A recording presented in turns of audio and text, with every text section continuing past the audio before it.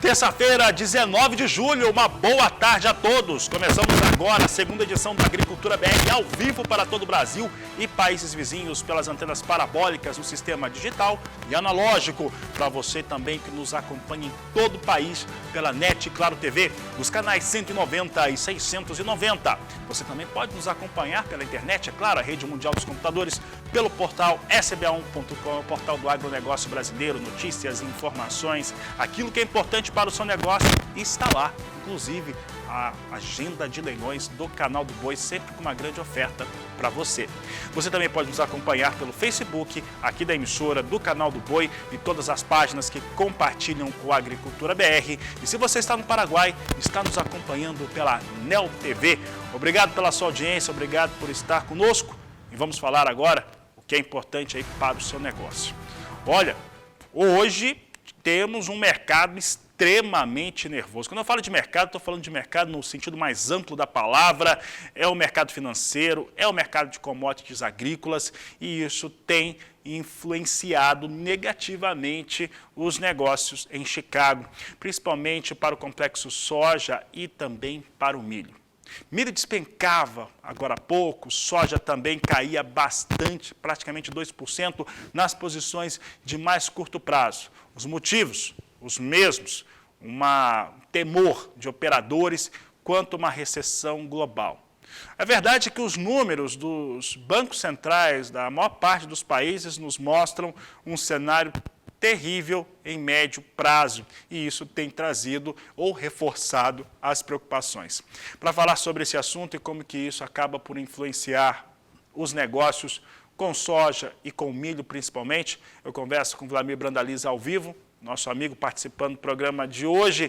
E Brandalize, um dia muito negativo, né, para as operações de mercado, mesmo com um cenário de desenvolvimento de lavouras nos Estados Unidos complicado, com um clima muito seco, muito quente e sem expectativa de chuvas maiores. Como que você avalia este momento agora de forte pressão negativa? Boa tarde, seja bem-vindo. Boa tarde, Fabiano. Boa tarde a todos. Nós estamos na terceira terça-feira negra, né? Porque se a gente lembrar, todas as terça-feiras aí que tivemos nas últimas 3 semanas foram todas negras de forte queda, né? Segunda-feira veio toda aquelas notícias negativas do mercado financeiro, dos temores, das novas expectativas de inflação, e aí aquela debandada dos investidores, né? Ontem nós tivemos uma alta forte no mercado, e hoje ele está entregando uma boa fatia desse bolo que conseguiu ontem. Então, hoje é aquela fatídica terça-feira negra de liquidação, né? Porque o relatório do USA de ontem, como você comentou, ele acabou reduzindo um pouquinho a qualidade da lavoura de soja, e a semana não está sendo boa para os americanos, mas isso não está sendo levado em consideração hoje. Hoje é mercado financeiro de novo, efeito manada, praticamente todas as commodities em queda, é aquele dia de liquidação, os grandes fundos fazendo dinheiro e escapando do risco, né? Brandalize, aí eu fico pensando aqui muito no nosso produtor, né? Nosso produtor de soja, de milho, né? O sojicultor, normalmente ele é o que produz soja, é o que produz milho também. Como é que ele fica neste momento, né? O momento de olhar para dentro, olhar para a fazenda, esperar esse momento mais tenebroso, né? Pior, passar para voltar para a ponta dos negócios? Exatamente. Ele tem momentos que vai ficar mais favorável aí à frente. Nos próximos dias, provavelmente vamos ter correção positiva, né? Os fundamentos estão bons aí para tanto para soja como milho, mas hoje é aquele dia que o produtor tem que ficar de lado, né? Porque o mercado financeiro está jogando pesado para baixo. Ele tem que aproveitar dias com momentos de alta de dólar em Chicago, né? Ontem foi um exemplo, ontem nós tivemos bons volumes de soja negociado. Ontem nós chegamos a ter mais de 1 milhão de toneladas negociadas no nível do Brasil. E hoje, provavelmente, no ritmo que está indo, pouca coisa vai andar, né? Porque o produtor vai ficar retraído e o mercado hoje caiu, né? O mercado hoje está uns 5, 6 reais abaixo de ontem nos portos. Então, esse é um fator que assusta, né? Mas não é uma tendência, não, porque os fundamentos eles seguem positivos. Nós temos uma condição de safra menor que demanda, tem risco de safra, e não é só nos Estados Unidos, né? Dá para ver que a Europa está sofrendo, né? Queimando áreas de floresta, calor extremo, todos os países da Europa sofrendo muito, e é um ano que nós vamos ter pouca presença efetiva da Ucrânia, né? Como grande exportadora, que tradicionalmente é. Esse ano provavelmente vai ficar com menos, e provavelmente o ano que vem também. Então, os fundamentos devem continuar favoráveis, mas hoje é dia de movimento de manada e financeiro, né? Não é em cima do efetivo da própria soja e das commodities agrícolas em geral. Né? Brandalize, vou trazer aqui, resgatar alguns números que foram colocados lá naquele relatório de oferta e demanda, no começo do mês, né? O relatório de oferta e demanda do Departamento Norte-Americano, ele surpreendeu a reduzir até de uma maneira mais firme a produção de soja dos Estados Unidos na 22-23, reduziu os estoques, mas algo que chamou a atenção foram dois elementos. Primeiro, uma ligeira redução na estimativa de exportação norte-americana e uma redução de 99 milhões para 98 milhões de toneladas a expectativa de importação de soja chinesa, pelos chineses. Tá? E algumas pessoas estão dizendo que a China pode importar até menos. É possível termos algum impacto em relação à demanda? A China, quanto mais ela atua nessa questão do Covid-19 zero, parece que mais focos de Covid têm aparecido por lá. Exatamente. A China, a cada semana que passa, parece até que vem preparada, né? Uma semana em cima da outra com novos focos de Covid, novos lockdown, tudo isso, e muita gente que está no mercado geral aí de negócio com a China vem apontando que eles têm usado muito isso para aumentar o valor dos produtos que a China exporta. Então, uma fatia da pressão provavelmente é essa, né, que a China continua exportando e ganhando mais pelos mesmos produtos.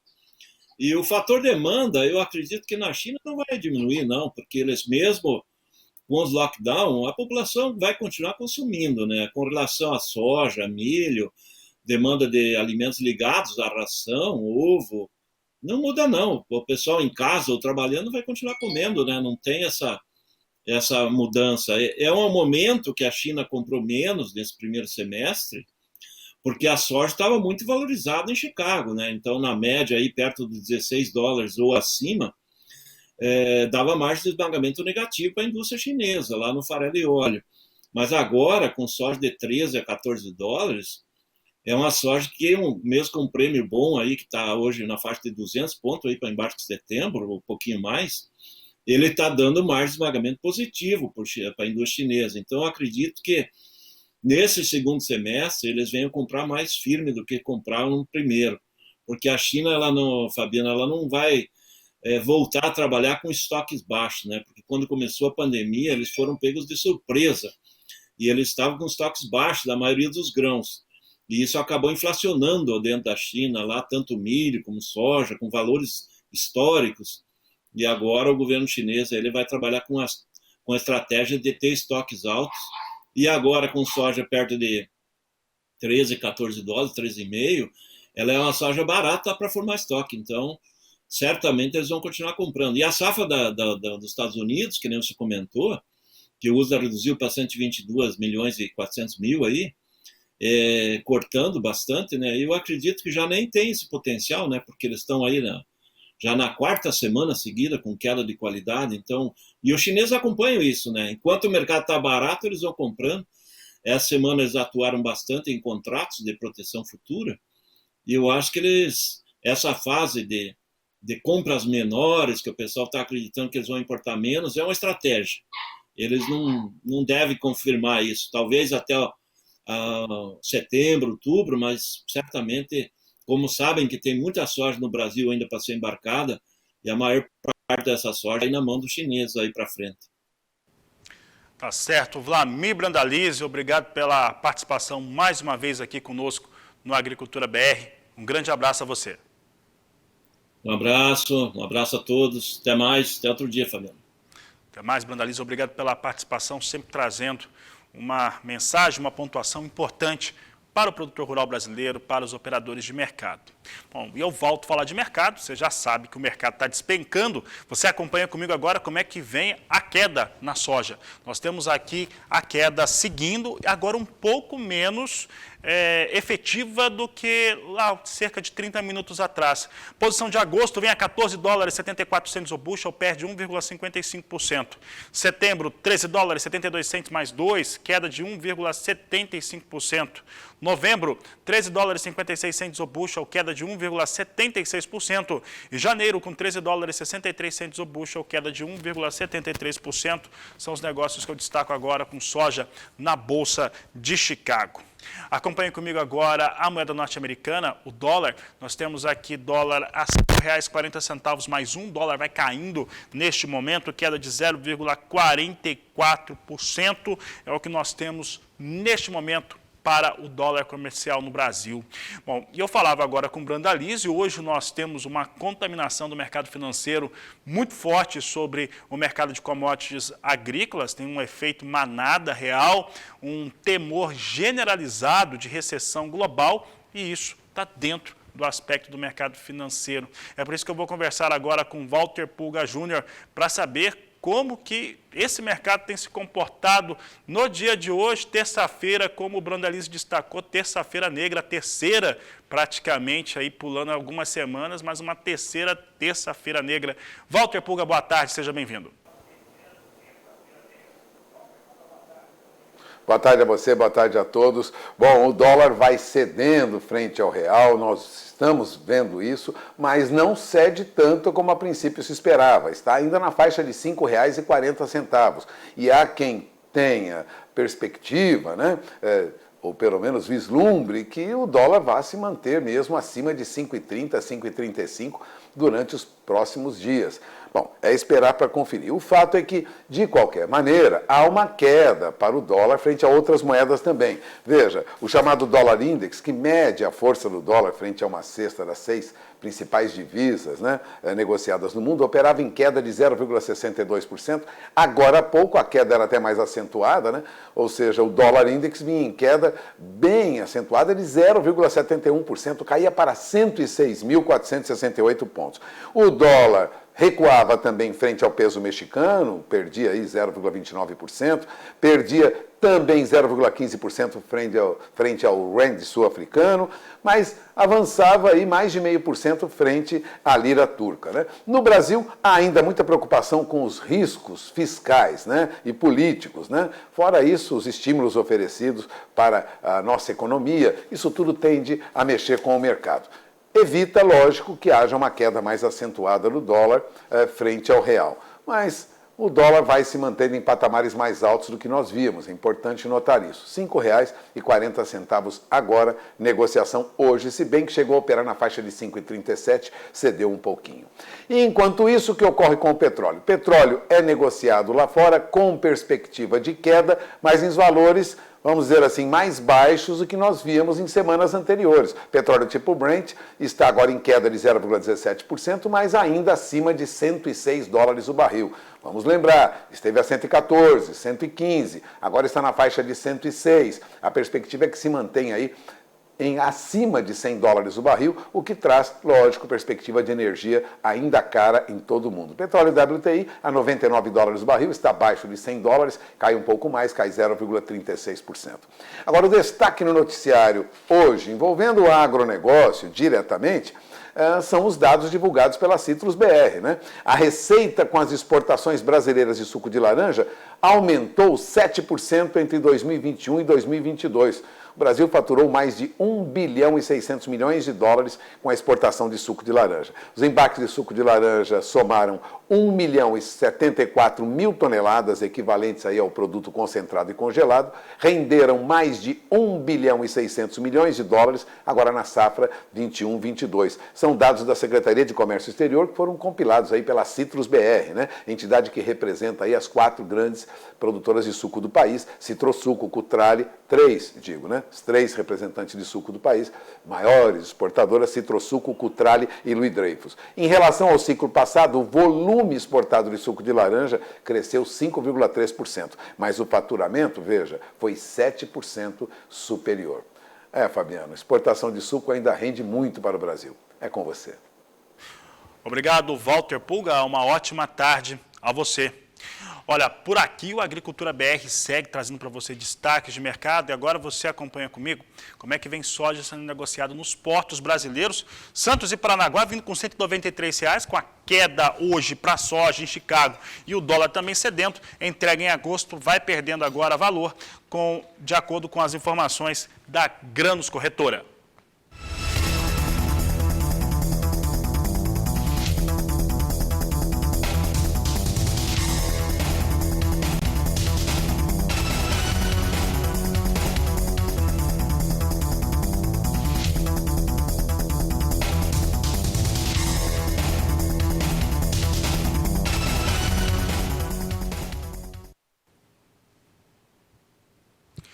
E eu falo agora a respeito do mercado do boi gordo, mais especificamente da carne bovina.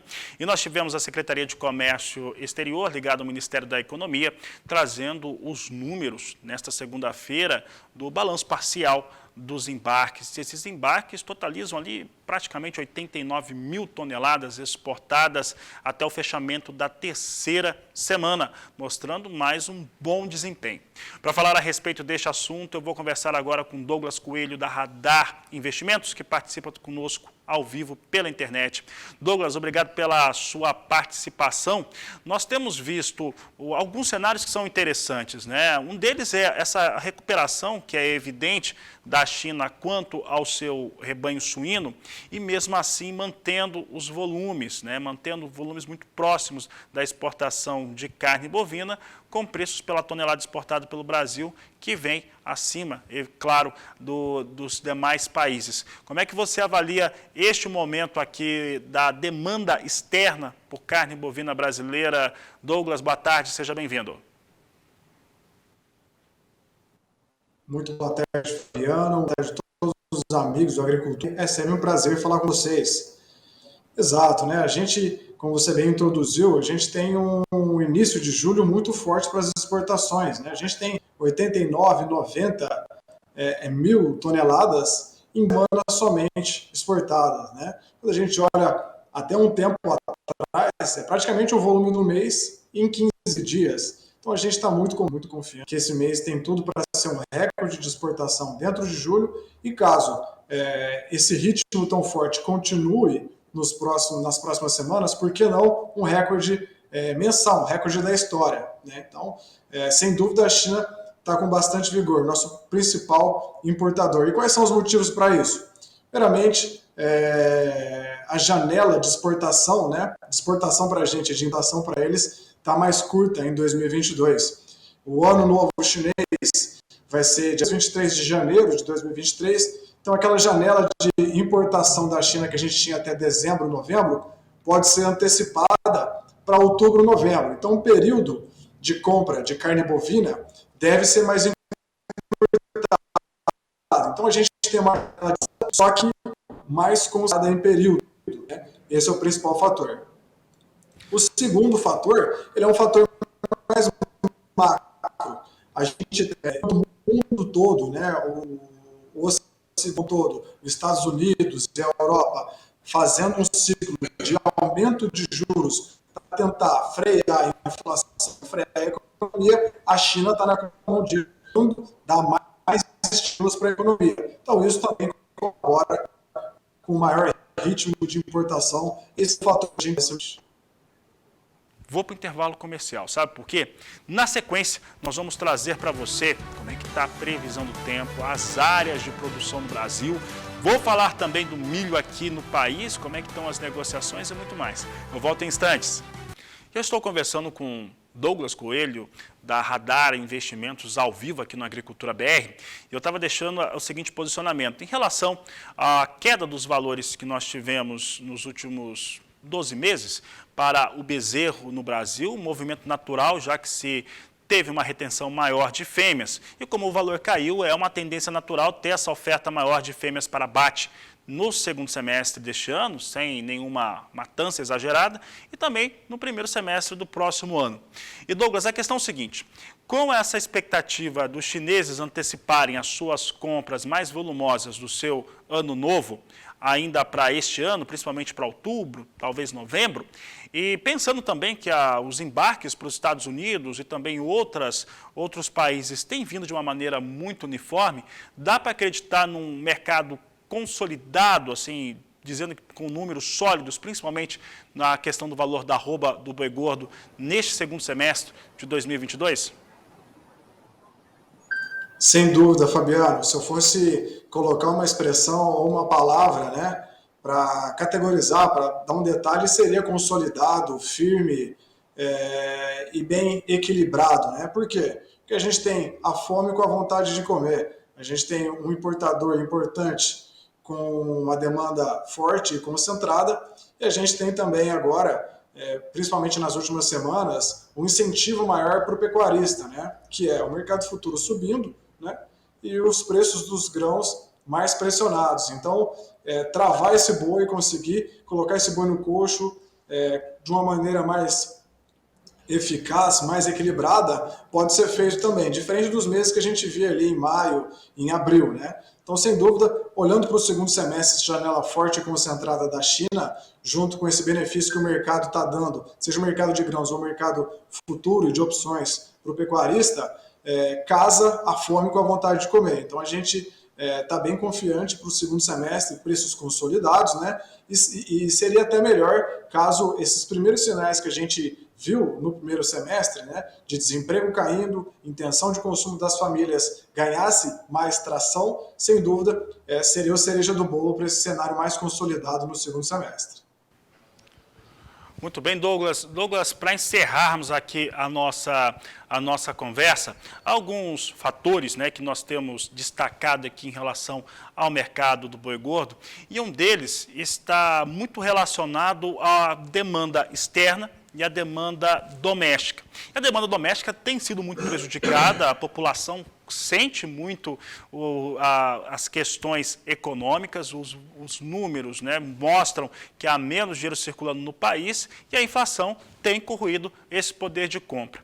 Por outro lado, né, até as questões que foram tomadas recentemente pelo governo federal em torno de ter mais apoio agora para esse ano de 2022 para camadas diferentes da população, se por um lado traz uma questão fiscal, né, que trouxe impacto, inclusive, em bolsa, assim que foi anunciado, e deve trazer no próximo ano, por outro lado, ele deve trazer uma acomodação de uma série de fatores, como, por exemplo, do consumo interno de vários produtos, principalmente alimentício.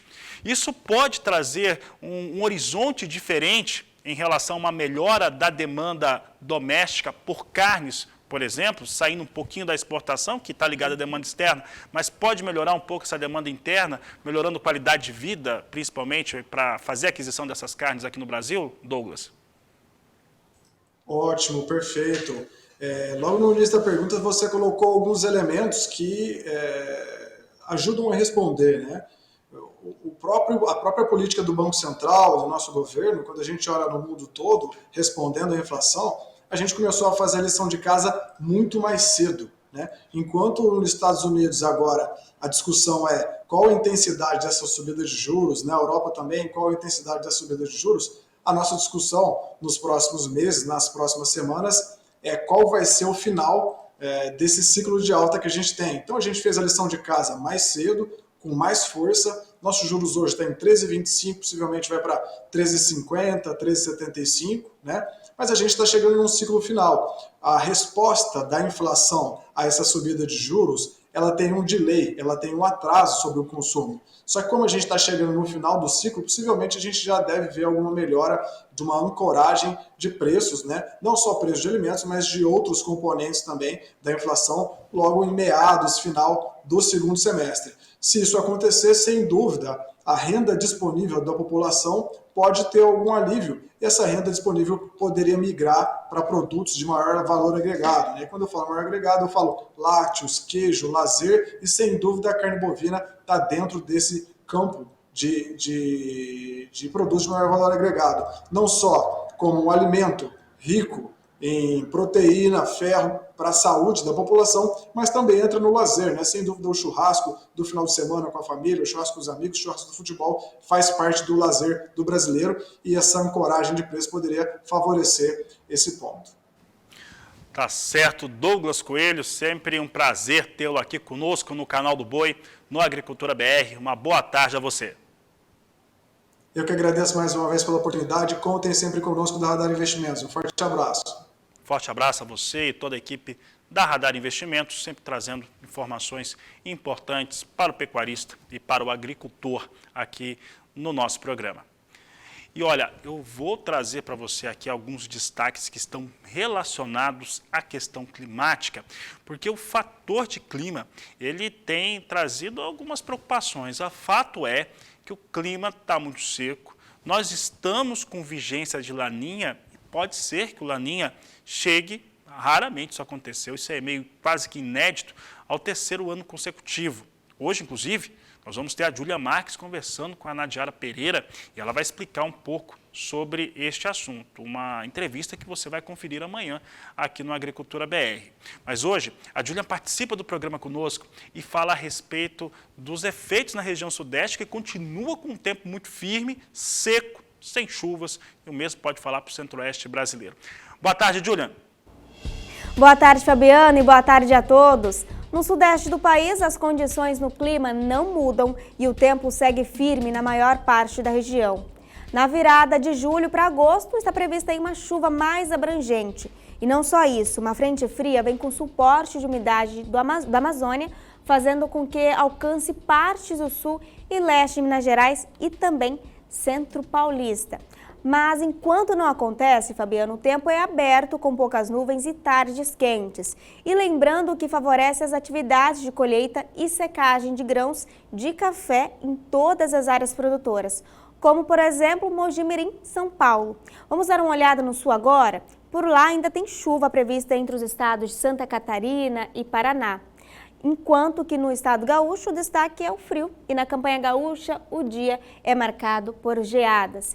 E a partir da noite de quinta-feira, a chuva aumenta aí novamente na região. Isso porque uma nova frente fria avança pelo estado gaúcho.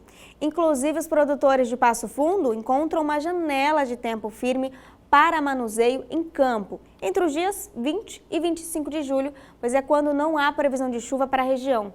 É possível observar também que a partir de terça que vem, dia 26, novas instabilidades se aproximem do norte do estado, no Rio Grande do Sul.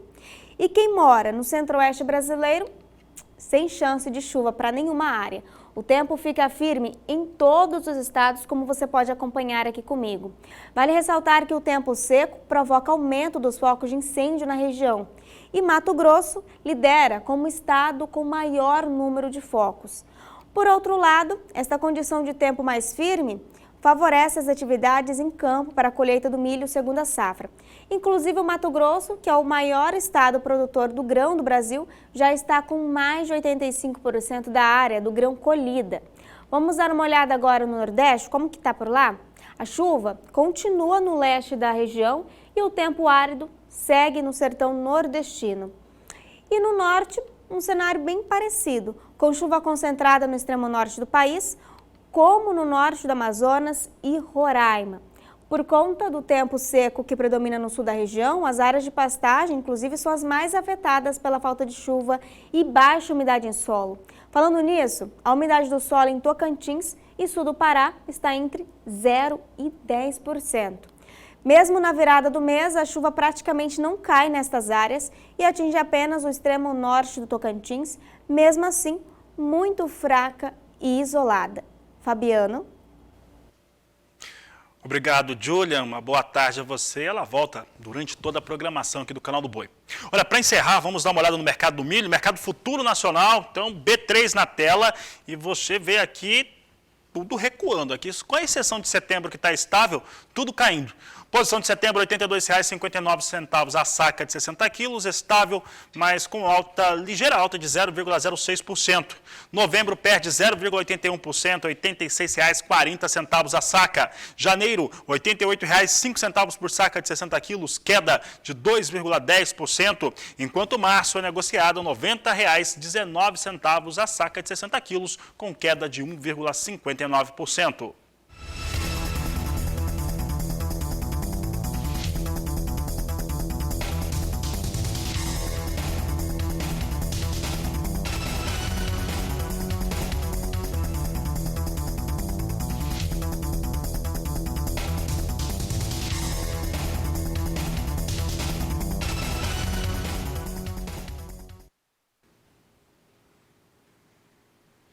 Essa edição do Agricultura BR vai ficando por aqui. Eu volto logo mais na terceira edição, às 16 horas, no horário de Brasília. A todos uma ótima tarde. Na sequência, vem aí De Olho na Fazenda, então, bons negócios. Boa tarde e até mais.